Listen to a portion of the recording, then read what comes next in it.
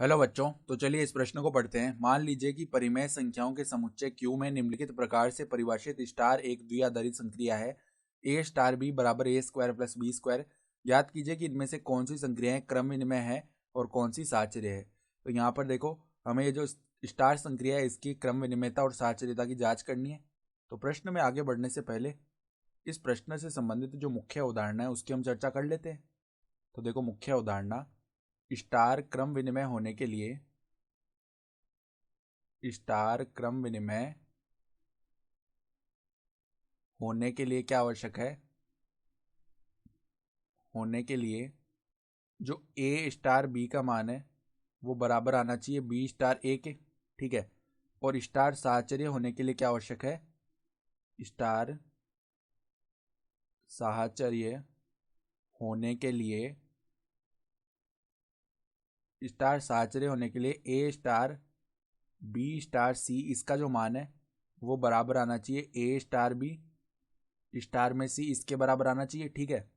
तो अब देखो, हमारे पास में सवाल में क्या दिया हुआ है कि Q समुच्चय है परिमेय संख्याओं का। Q में संक्रिया a स्टार b इस प्रकार परिभाषित है कि a स्क्वायर प्लस में b स्क्वायर। ठीक है। तो अगर हम यहाँ से b स्टार a निकालेंगे ना, तो वो किसके बराबर आएगा? देखो, a के स्थान पर b रख देंगे, b के स्थान पर a, तो यहाँ पर b स्क्वायर प्लस में a स्क्वायर बनेगा। तो ये योग ही तो है, इसको वापस से हम ऐसे लिख सकते हैं a square plus b square. तो यहाँ से हम क्या देख पा रहे हैं कि a स्टार b जो है वो बराबर आ रहा है किसके? b स्टार a के। इसका मतलब क्या हो गया? अतः स्टार क्रम विनिमय है। ठीक है, स्टार क्रम विनिमय संक्रिया हो गई।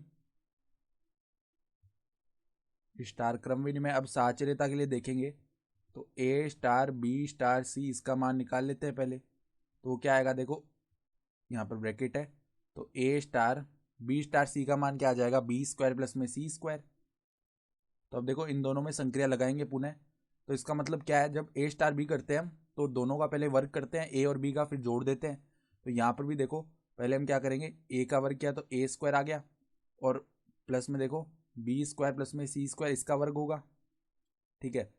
तो अब देखो, ये क्या बन रहा है हमारे पास? a स्क्वायर प्लस में b स्क्वायर, यहाँ पे b की घात 4 बनेगा, वर्ग खोल लेते हैं हम। तो देखो, c की घात 4, फिर प्लस में 2b स्क्वायर c स्क्वायर, ये पद बना है।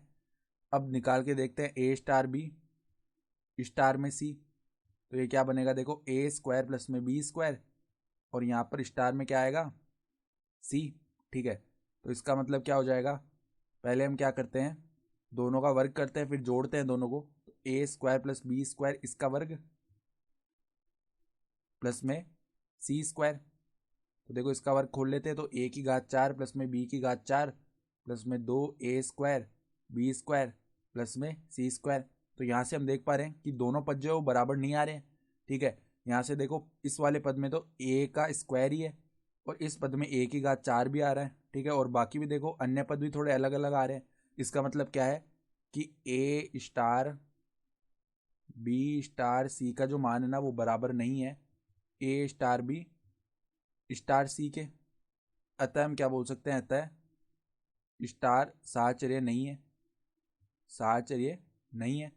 तो हमें क्या प्राप्ति हुई कि स्टार जो है वो क्रम विनिमय तो है, किंतु स्टार जो है वो साहचर्य नहीं है। ठीक है। तो आशा करता हूँ कि आपको ये प्रश्न समझ में आया होगा। धन्यवाद।